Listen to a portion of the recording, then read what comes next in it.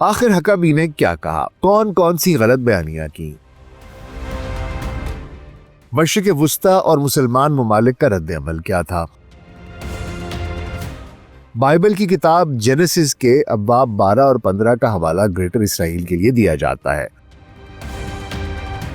और ये सब वो बन गए जिन्हें हम आज के यहूदी कहते हैं। इनमें से कोई भी ऐसा नहीं था जिसके आबाओ अजदाद ने कभी मुकद्दस सरजमीन पर पैर भी धरा हो। ये लोग बाद में पूरे मशरिकी यूरोप में फैल गए। इनकी हकीकत क्या है, ये दावे कैसे गलत हैं? क्या वाकई मौजूदा इसराइल की सहूनी आबादी बनी इसराइल से है? क्या वो वाकई हकीकी सेमाइट्स हैं? ये कौन लोग हैं और इनका असल मकसद क्या है? पूरे मशरिक वुस्ता के लिए आने वाले खतरे को बावाज़े बुलंद बयान भी कर दिया।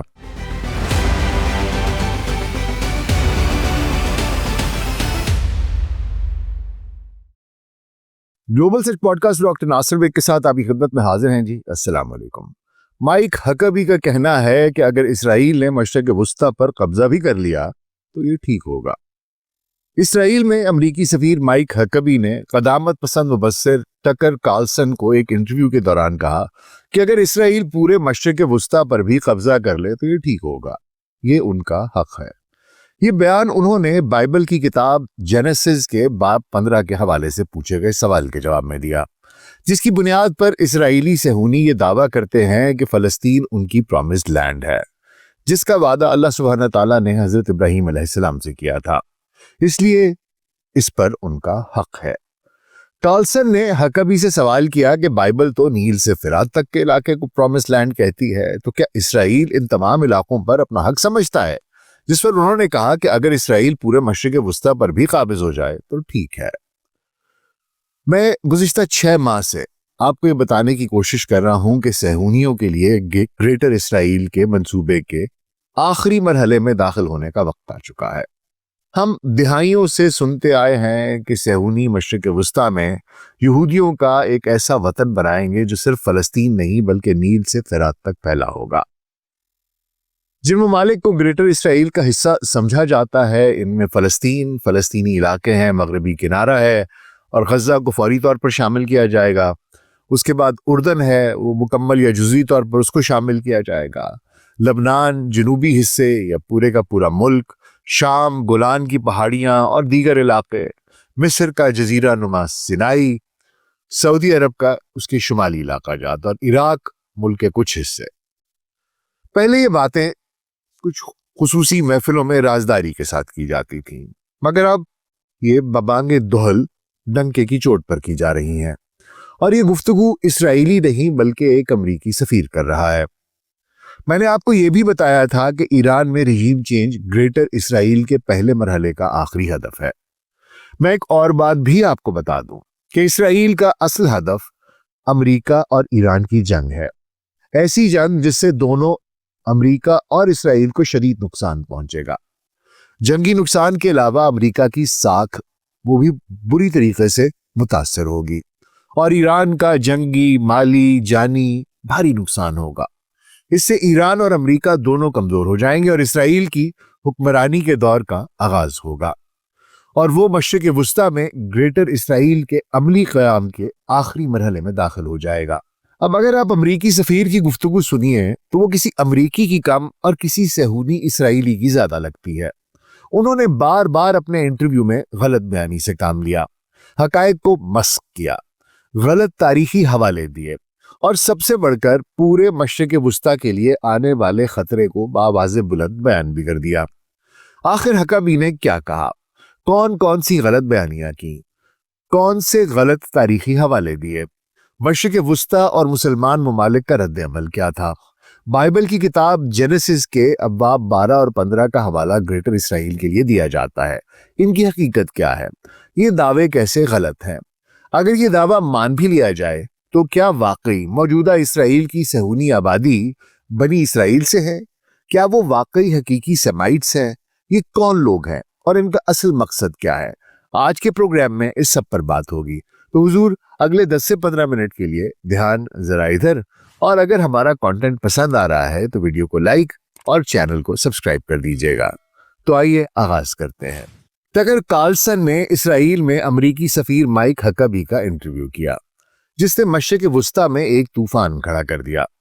जैसे गजा में इसराइली नस्लकुशी का दिफा करते हुए उन्होंने कहा कि अगर इसराइल नस्लकुशी करना चाहता तो वो 2.5 घंटे में कर सकता था, उसको इतने सालों तक इसको खींचने की क्या जरूरत थी।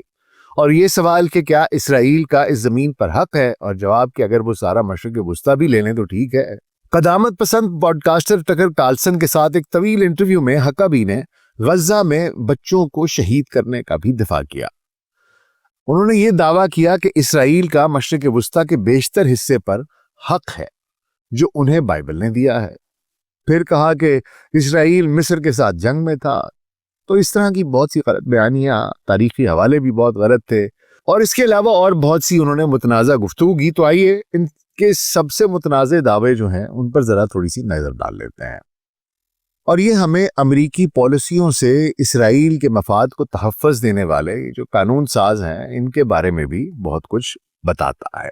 सबसे पहले मगरबी किनारे यानी वेस्ट बैंक के बारे में उन्होंने कहा कि वेस्ट बैंक का एरिया सी इसराइल का हिस्सा है और वहां अब इसराइली आबाद हैं। हालांकि हकीकत यह है कि 1993 के ओस्लो मुआहदे के तहत इसराइल ने मकबूजा मगरबी किनारे के 60% पर सिक्योरिटी कंट्रोल बरकरार रखा, जिसे एरिया सी का नाम दिया जाता है। लेकिन ये इसराइली जमीन नहीं बनी, ये मकबूजा फलस्तीनी इलाका है, और चौथे जेनेवा कन्वेंशन के तहत एक काबिज फौजी ताकत के लिए अपनी आबादी को किसी और के इलाके में मुंतकिल करना बैनुल अक़वामी कानून की खिलाफ वर्जी है, और अमरीका भी इस बैनुल अक़वामी कानून को मानता है। लेकिन इसराइल ने अमरीकी पोजीशन के मुताबिक भी इसकी खिलाफ वर्जी की है। आज 7 लाख से ज्यादा यहूदी मगरबी किनारे और मशरिकी यरूशलेम में गैर कानूनी बस्तियों में आबाद हैं, और तो और इसराइली कानून के मुताबिक भी एरिया सी इसराइल का हिस्सा नहीं है। लिहाजा ये अजीब बात है कि एक अमरीकी सफीर ये दावा करे कि ये इसराइल का हिस्सा है और उनका हक है। फिर कार्लसन के सवाल पर कि आप फरमा रहे हैं कि हजारों बच्चे मारे गए, आप मान रहे हैं, तो हकबी ने कहा कि हाँ, वो बच्चे लेकिन इसलिए मारे गए क्योंकि हमास बच्चों को इकट्ठा करके बतौर इंसानी ढाल के इस्तेमाल करती थी। अब दर हकीकत इस बात का कोई सबूत नहीं है कि बच्चों को गजा में कहीं भी अहताब बनने या इंसानी ढाल के मकसद के लिए इकट्ठा किया गया हो। हाँ, वो रिहायशी इमारतों में, घरों में, स्कूलों में, अस्पतालों में जरूर थे, जिन्हें इसराइल की फौज ने बगैर किसी वार्निंग के तबाह कर दिया। जबलिया जैसे पनाह गुज़ीन कैंप्स में, जिसे इसराइल ने 2000 पाउंड के बमों से निशाना बनाया, जो बड़े पैमाने पर तबाही फैलाने के लिए डिजाइन किए गए थे और जिनसे अंधाधुंध शहादतें हुई।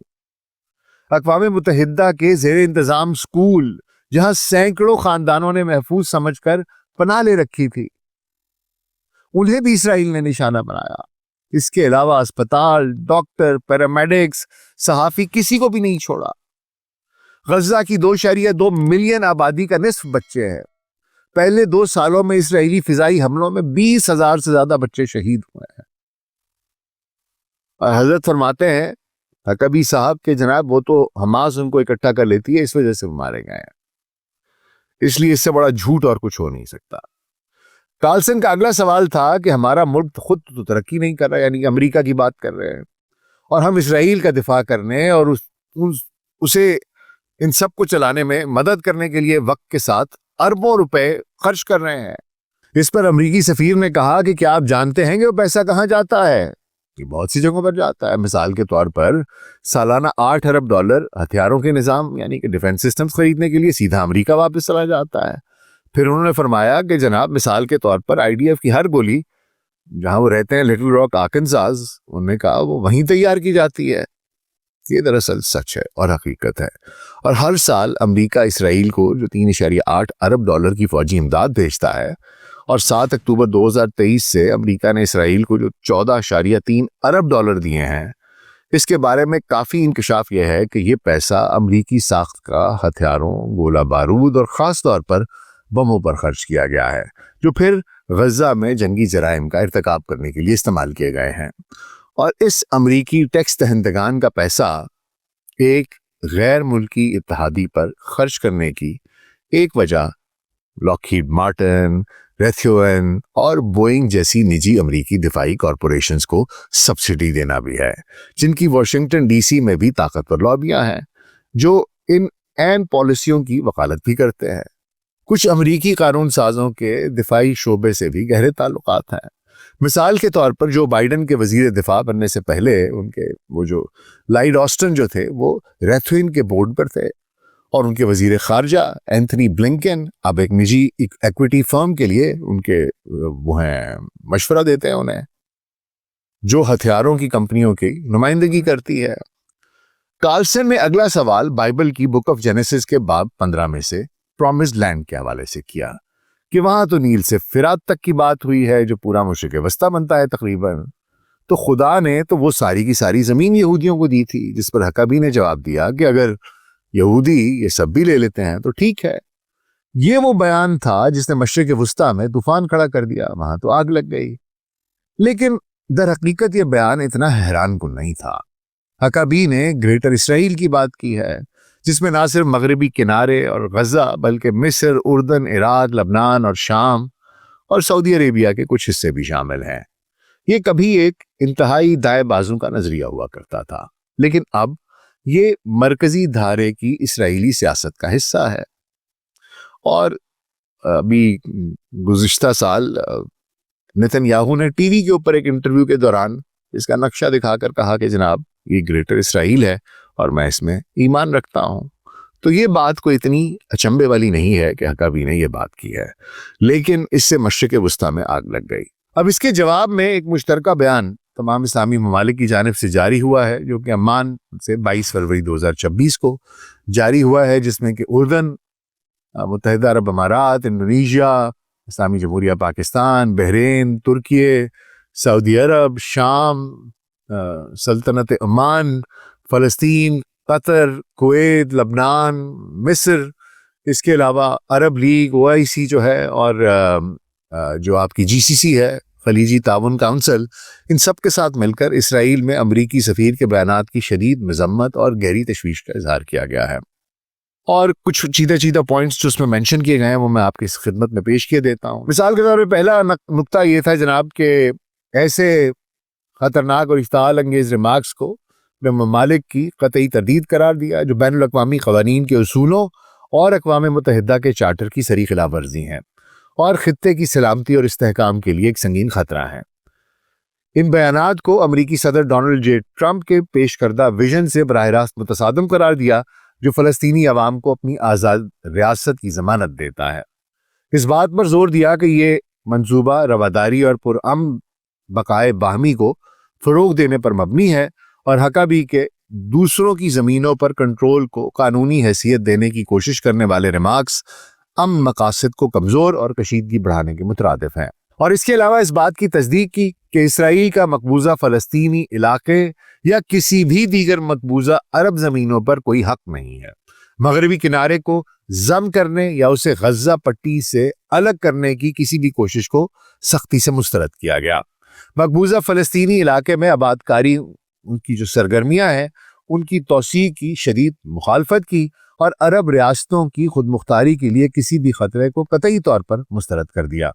خبردار کیا کہ اسرائیل کی توسیع پسندانہ پالیسیوں اور غیر قانونی اقدامات کا تسلسل خطے میں تشدد اور تنازعات کو مزید بڑھائے گا۔ فلسطینی عوام کے حق خود ارادیت اور 4 جون سن 1967 کی سرحدوں پر اپنی آزاد ریاست کے قیام اور تمام عرب زمینوں پر قبضے کے خاتمے کے لیے اپنے ممالک کے غیر متزلزل عزم پر زور دیا۔ اب یہ تو ان کا ایک خط ہو گیا جو انہوں نے اپنا رد عمل دیا۔ دراصل مائک حقابی خود کو اسرائیل کے پہلے انجیلک سفیر اور ایک مسیحی صہیونی کے طور پر بیان کرتے ہیں۔ حقابی جیسے بہت سے مسیحی صہیونی ڈسپنسیشنلزم کے نظریے کو مانتے ہیں، جو گریٹر اسرائیل کے قیام کو بائبل کی پیشگوئی کا حصہ سمجھتے ہیں، جو یسوع مسیح کی دوسری آمد اور دنیا کے خاتمے کا باعث بنے گی۔ ان کا ایمان ہے کہ مسیح علیہ السلام تمام سچے مسیحیوں کو لے کر آسمانوں پر چلے جائیں گے اور باقی انسانیت زمین پر فنا ہو جائے گی اور یا ان کو جہنم میں ڈال دیا جائے گا۔ حقابی ایسے متضاد، اسرائیل نواز اور فلسطینی و عرب مخالف بیانات پہلے بھی دیتے رہے ہیں، جو بطور ایک سفارتکار ان کے کردار کی عکاسی کرتے ہیں۔ جیسے وہ کہتے ہیں کہ مغربی کنارے جیسی کوئی چیز نہیں ہے، یہ یہودیہ اور سامریہ ہے۔ بستی جیسی کوئی چیز نہیں ہے، وہ جو انلیگل ان نے بستیاں بنائی ہیں، کہتے ہیں کمیونٹیز ہیں، محلے ہیں یا شہر ہیں۔ پھر کہتے ہیں قبضے جیسی کوئی چیز نہیں ہے۔ تو حقابی کے جو خیالات ہیں اتنے انتہا پسندانہ ہیں کہ وائٹ ہاؤس بھی اس دفعہ انہوں نے بھی اس سے دوری اختیار کرتے ہوئے کہا ہے کہ یہ ٹرمپ انتظامیہ کی نمائندگی نہیں کرتا۔ لیکن معاملہ کچھ یوں ہے کہ حقابی اکیلے نہیں ہیں، بہت سے امریکی حکام اور قانون ساز ایسے ہی خیالات کے مالک ہیں، جیسے ٹیکسس کے سینیٹر ٹیڈ کروز سے لے کر جو وزیر ہیں دفاع کے یا جنگ کے پیٹ ہیگزت تک۔ یہ لوگ غزہ میں اسرائیل کے اقدامات کے لیے امریکہ کی اندھی حمایت پر زور دے رہے ہیں اور فوج اور اس کے فوجیوں دونوں کو انسانیت کے خلاف جرائم کے لیے جواب دہ ٹھہرائے جانے سے بچانے کی کوشش کرتے ہیں۔ گو کہ اس انٹرویو نے بہت غم و غصے کو جنم دیا ہے، لیکن حقیقت یہ ہے کہ مائک حقابی نے ٹکر کارلسن کو جو بتایا وہ اس کی ایک جھلک ہے جو اکثر یہ طاقتور سیاسی شخصیات بند دروازوں کے پیچھے کہا کرتی ہیں۔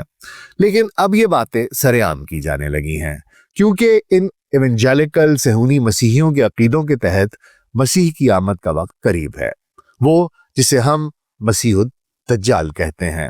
صہیونی مسیحیوں کا یہ فرقہ یہ آخر کیسے بنا؟ یہ ایک سوچی سمجھی صہیونی سازش تھی، لیکن میں آپ کو بتاتا ہوں کہ یہ کہانی شروع کہاں سے ہوتی ہے، کہ یہ عقیدہ جو امریکہ میں پھیلا ہے، راسخ ہوا ہے، یہ کہاں سے آ گیا۔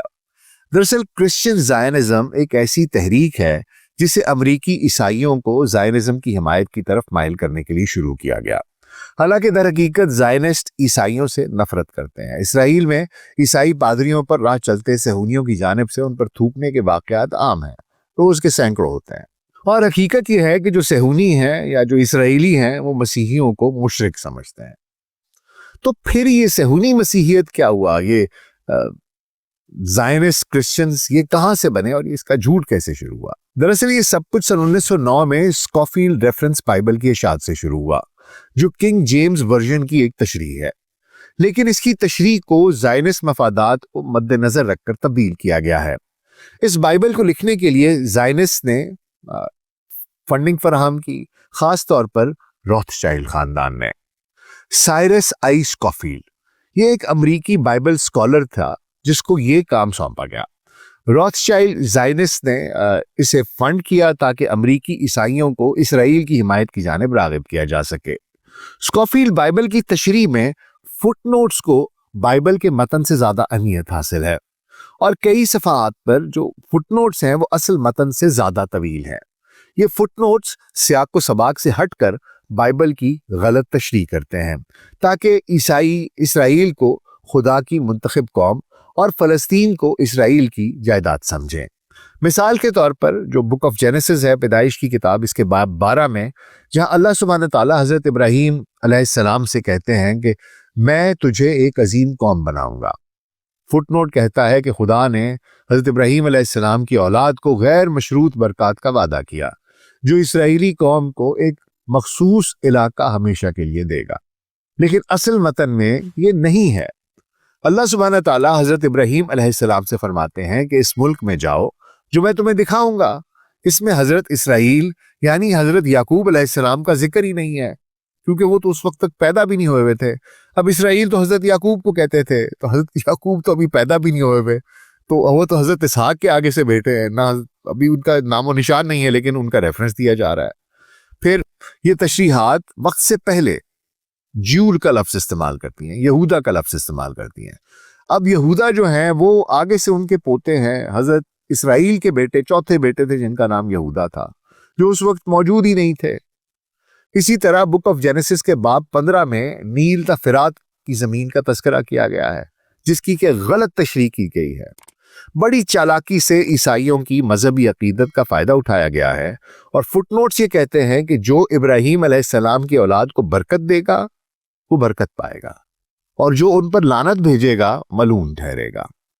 یہ عیسائیوں کو اسرائیل کی حمایت پر خدا کی برکت اور مخالفت پر اللہ کی لعنت اور عذاب سے ڈرانے کے لیے ہے۔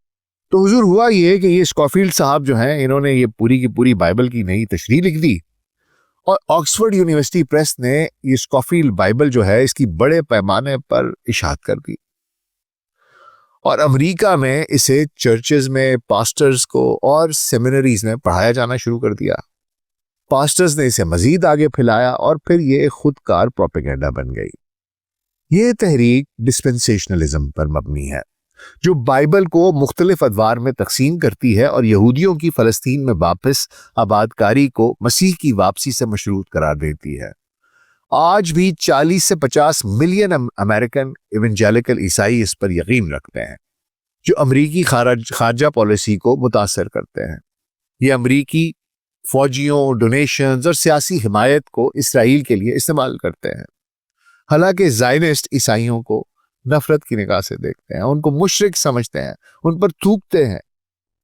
یہ ایک چال تھی جس سے امریکی مسیحیوں کی مذہبی عقیدت کو سیاسی مقاصد کے لیے استعمال کیا گیا، اور آج بھی کیا جا رہا ہے، اور حقبی ایسے ہی ایک زائنسٹ کرسچن ہے۔ اچھا حضور، گو کہ یہ جھوٹ ہے، لیکن اگر ایک لمحے کے لیے اگر یہ فرض بھی کر لیا جائے کہ یہ دعویٰ درست ہے کہ اللہ سبحانہ تعالیٰ نے اس سرزمین کا وعدہ حضرت ابراہیم علیہ السلام اور ان کی اولاد یا جو سیمائٹس ہیں، جو سامیے ہیں، سامیوں سے کیا ہوا تھا، تو سوال یہ پیدا ہوتا ہے کہ یہ جو موجودہ صہیونی ٹولہ جو اسرائیل کی اکثریتی آبادی ہے اور حکمران ہے، کیا وہ واقعی حضرت ابراہیم کی اولاد اور سیمائٹس ہیں؟ دیکھنے کی تو یہ بات بھی ہے کہ چلو اگر وعدہ ان سے کیا تھا تو یہ واقعی ان کی اولادیں بنتے بھی ہیں کہ نہیں بنتے ہیں۔ اس کے لیے ہمیں کچھ صدیاں پیچھے جانا پڑے گا، جب سمیر یعنی کہ سمیریا کی قدیم ثقافت اور اس کا بت پرستانہ مذہب، یہاں سے لوگوں نے ہجرت کی، نکلے، اور یہ شمال مغرب میں بابل کی طرف پھیلے، اور پھر مزید مغرب کی طرف یہ اس علاقے تک پہنچ گئے جسے اب ہم کنان کہتے ہیں، فنیشیا کے نام سے اس وقت جانا جاتا تھا، اس طرف چلے گئے۔ یہ گروہ شام، اردن، لبنان، فلسطین میں جا کر آباد ہو گئے، اور یہاں پر وہ اپنے بتوں کی پرستش کرتے رہے۔ ان کی وہاں پر بنی اسرائیل کے ساتھ جھگڑے چلتے رہے، کیونکہ یہ بال اور دیگر بتوں کی پرستش کرتے تھے ابلیس کے، جن کے بارے میں نے گزشتہ ہفتے ویڈیو میں بھی آپ کو بال کے بارے میں بتایا، اور یہ لوگ کس طریقے سے بنی اسرائیل سے جھگڑتے تھے۔ اب ان کا ایک دوسرا گروہ بھی تھا۔ اس گروہ نے سمیر سے نکل کر مزید شمال کی طرف کے علاقے اس طرف کو ہجرت کی، جسے ہم اب یہ آپ کا یوکرین اور جنوبی روس کا علاقہ کہتے ہیں، بحیرہ اسود اور بحیرہ کیسپین کے درمیان۔ وہاں انہوں نے خضر کا نام اپنا لیا، اور اپنے نئے وطن کو اپنے آباء و اجداد کے نام پر مملکت خضریہ یہ کہنا شروع کر دیا۔ اب جو خضر بادشاہت ہے یہ 8 لاکھ مربع میل پر پھیلی ہوئی تھی، انہیں خزار کہتے تھے، خزارینز، اور یہ جو بادشاہت ہے 8 لاکھ مربع میل پر پھیلی ہوئی تھی۔ اس زمانے میں وہاں روس کے دوسرے ممالک نہیں تھے، اور یہ جو خزاری بادشاہ تھی یہ پورے یورپ کا سب سے بڑا ملک ہوا کرتا تھا، اتنا بڑا اور اتنا طاقتور کہ جب دوسرے بادشاہ جنگ پر جاتے تھے تو خزار انہیں 40,000 افواج کرائے پر دیا کرتے تھے۔ خزر کے بادشاہ جوزف خاقان نے قرطبہ کے خلیفہ کے وزیر خارجہ حسدائی ابن شپروڈ کو ایک خط نے وضاحت کی کہ ان کے لوگ نوح کے بیٹے یافت کی براہ راست اولاد تھے۔ اب یہاں کچھ چیز سوچنے والی ہے، ٹھیک ہے؟ اسلامی روایات کے مطابق حضرت نوح علیہ السلام کے 4 بیٹے تھے، سام، حام، یافت اور کنان یا یم، یعنی کہ جنہیں شیم، ہیم، جیپت اور کنان کہتے ہیں۔ 3 بیٹے سام، حام اور یافت جو ہیں وہ ایمان لے آئے اور کشتی میں سوار ہوئے۔ چوتھا بیٹا کنان جو ہے وہ کافر تھا اور طوفان نوح میں وہ ڈوب گیا تھا۔ بائبل تورات میں 3 بیٹوں یعنی کہ سام، حام اور یافت کا ذکر ہے، جبکہ اسلامی روایات میں چوتھے بیٹے کا خصوصی ذکر ہے۔ اب آپ خود بتائیے کہ جو خزاریہ کا بادشاہ ہے وہ خود کہہ رہا ہے کہ ہم کس کی اولاد ہیں؟ ہم سیمائٹس نہیں ہیں، ہم شیم کی اولاد نہیں ہیں، ہم کس کی اولاد ہیں؟ ہم جیپت کی اولاد ہیں، ہم یافس کی اولاد ہیں۔ تو حضور یہ اب آپ نے اپنے ذہن میں رکھنا ہے کہ جو خزاریز تھے، جو خزاری تھے، یہ یافت کی اولاد تھے، یہ سیمائٹس تھے ہی نہیں۔ اچھا، اب خزاریہ جو ہے یہ شمال مغربی شاہراہ ریشم کے عین مرکز میں تھا۔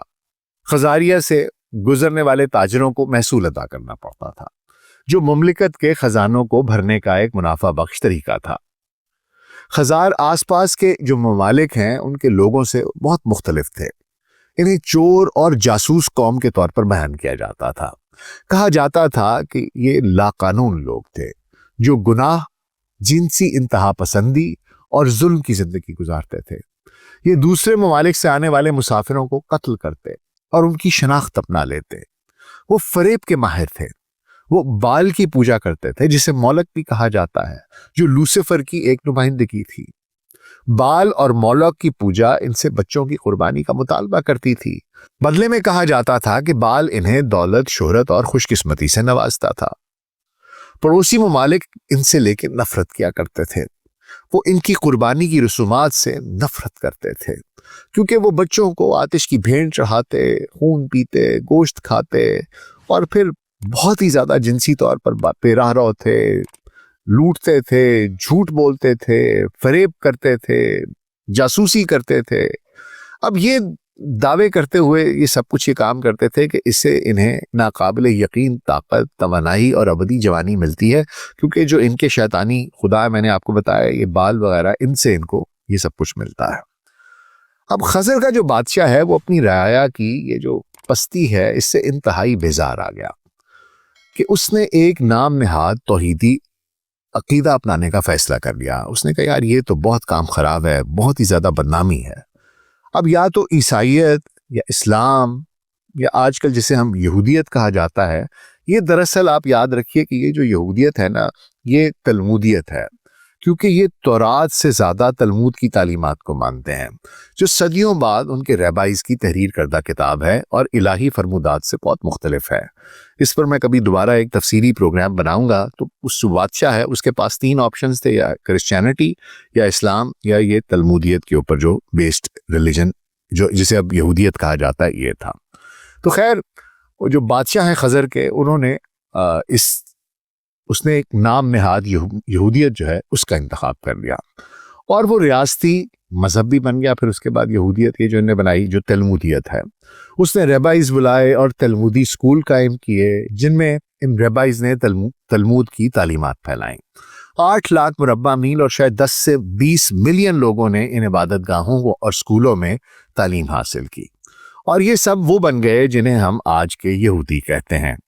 ان میں سے کوئی بھی ایسا نہیں تھا جس کے آباء و اجداد نے کبھی مقدس سرزمین پر پیر بھی دھرا ہو۔ یہ لوگ بعد میں پورے مشرقی یورپ میں پھیل گئے۔